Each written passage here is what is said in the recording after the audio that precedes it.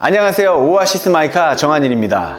장기 렌트를 알아보시는 분들, 오늘 이 영상을 주목해서 봐주시기를 부탁드리겠습니다.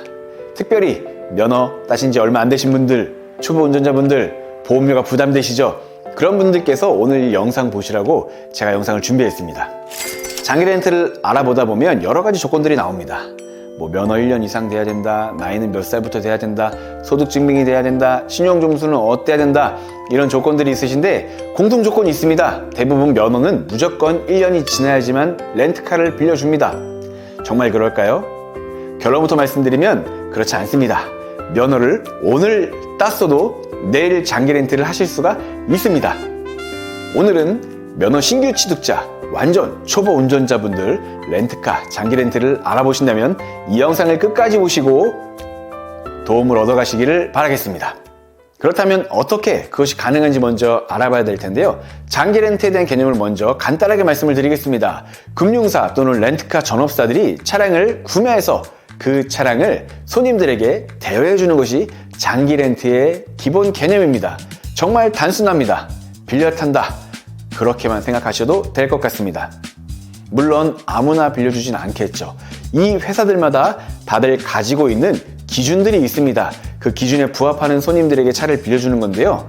우리나라의 렌트카 회사들, 전업사들, 또 캐피탈들, 금융사들, 이런 회사들이 약 20군데가 넘게 있습니다. 대부분 다 비슷한 조건을 가지고 차를 빌려드리고 장기 렌트를 진행을 하지만 이 신규 면허 취득자들에 대한 제한은 다소 까다로운 편입니다. 왜 그럴까요? 여러분, 렌트카 회사들, 렌트카 전업사들, 또 금융사들이 렌트카 사업을 하면서 가장 두려워하는 것이 어떤 건지 아세요? 돈을 못 내는 손님들, 미납이 되거나 연체되는 손님들도 있겠지요. 아니면 차를 빌려서 또 다른 사람한테 빌려준다거나 이렇게 불법적으로 활용하시는 분들도 덜어는 있을 겁니다. 하지만 제 경험상 장기 렌트 공급사들이 가장 부담스럽고 두려워하는 것은 바로 자동차 사고일 겁니다. 경미한 접촉사고 이런 거 말고요. 대형 사고, 차가 반파가 나고 아작이 나고 아예 쓸 수 없을 정도로 차가 망가지는 그런 사고들을 가장 두려워하고 부담을 느낄 것 같습니다. 그 이유는 렌트카 보험에 있습니다. 장기 렌트의 보험은 그 차를 타고 그 차를 이용하는 그 계약자, 이용자분께서 가입하는 것이 아닙니다. 렌트카 회사, 이 공급사들이 가입을 합니다. 그렇기 때문에 이 차가 큰 사고가 난다면 이 손님은 거기에 대한 면책금만 납부하면 되는 것이죠. 하지만 거기에 대한 나머지 비용들, 수리비용 또는 보험료가 오른다거나 이런 부대 비용에 대한 부담은 렌트카 회사들이 고스란히 맡아야 되기 때문에 부담이 큽니다. 그렇기 때문에 초보 운전자분들, 신규 면허 취득자분들, 면허 취득하신 지 1년이 안 되신 분들에 대한 진행을 다들 제한하고 꺼려하고 있는 것이죠. 아까도 말씀드렸지만 그렇다고 해서 안 되는 것이 아닙니다. 진행할 수 있는 회사들이 분명히 있습니다. 잠깐 장기 렌트에 대한 장점을 말씀을 드리고 싶은데요. 여러분들께서 지금 잠깐 눈을 이렇게 돌려서 주변을 돌아보신다면 자동차 번호판이 하, 호, 허 굉장히 많이 보일 겁니다. 렌트카 상품은 그만큼 장점이 많다는 건데, 첫 번째, 내가 사고가 나도 내 보험료가 오르거나 할증이 붙지 않습니다. 내 보험이 아니고 렌트카 회사 보험이기 때문에 그렇습니다. 그래서 보험료율이 굉장히 높으신 분들, 사고가 이전에 크게 있으셨던 분들, 또는 새롭게 면허를 취득하신 분들, 그런 분들께서는 무조건 장기 렌트가 유리하시고요. 차량을 구매할 때 취등록세가 발생이 되지 않습니다. 내가 차를 산다, 내가 차값만 준비하면 되는 것이 아니고 그 차량가의 7%, 약 7%, 그 정도의 또 세금도 납부를 하게 됩니다. 렌트카는 그런 거 없습니다. 렌트료만 내고 타시면 됩니다. 신용이 또 좋으신 분들 같은 경우는 보증금이나 선수금도 없이 진행하실 수가 있습니다. 그런 분들은 정말 렌트료 다음 달부터 내시고 차부터 받고 타시면 되기 때문에 굉장히 간단하고 빠르고 비용이 필요하지가 않습니다. 사회초년생 분들이나 이제 면허를 따서 이제 막 차가 필요하신 분들께서 보험료도 내야 되고 취등록세도 내야 되고 차값도 내야 되면 얼마나 부담입니까? 장기 렌트를 하시면 그것들이 다 한 방에 해결될 수 있기 때문에 정말 너무너무 좋은 상품이라고 말씀을 드릴 수가 있습니다. 그렇다면 장점만 있을까요? 물론 단점도 있지요. 그 단점을 좀 말씀을 드린다면, 장기 렌트를 취급하는 그 많은 회사들 중에서 신규 면허 취득자분들, 면허 1년 안 되신 분들을 취급할 수 있는 회사들이 단 두세 군데밖에 되지 않습니다. 그렇기 때문에 다소 비용이 좀 높습니다. 회사에서도 리스크를 안고 허락을 해서 차를 출고하는 거다 보니까 리스크 대비 비용이 조금 높게 책정이 될 수 있습니다.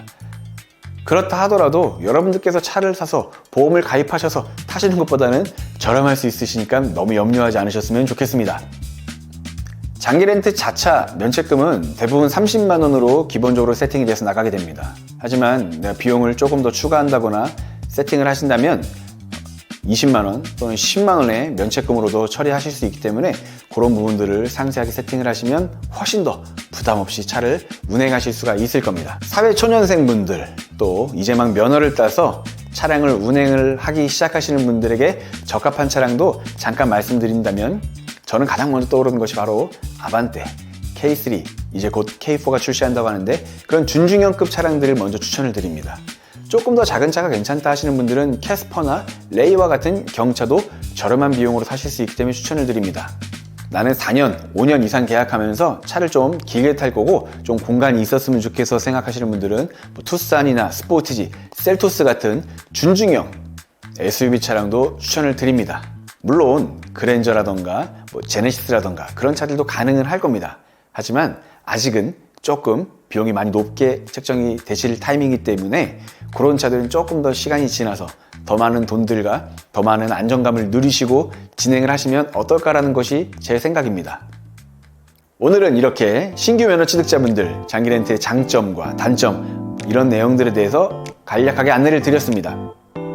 실제로 내가 다음 달부터 회사를 다녀야 되는데 내가 이직을 해서 차가 필요한데 내가 이제 면허를 따서 차 운행을 시작하게 될 텐데 이런 걱정이 있으신 분들 어떤 차를 타야 될지부터 해서 얼마 정도 금액대가 나올지 궁금하신 분들 혼자 고민하지 마시고 카톡이나 전화 주셔서 문의 주시면 상세하게 안내를 해드리도록 하겠습니다.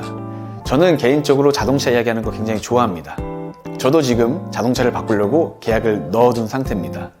제가 고민하던 차종들이 여러 가지가 있는데 도대체 그 중에서 어떤 걸로 바꿔야 될지 저도 대화 상태가 필요하더라고요. 여러분들께서 갖고 계신 그 차량에 대한 고민들, 차량에 대한 궁금증들, 호기심들 제가 다 해소시켜 드리도록 하겠습니다. 문의 주시면 상세하게 안내를 해드리도록 하겠습니다. 고정 댓글에 보시면 제 카톡 링크가 있으니까 그쪽으로 들어오시면 됩니다. 감사합니다. 오아시스 마이카 정한일이었습니다.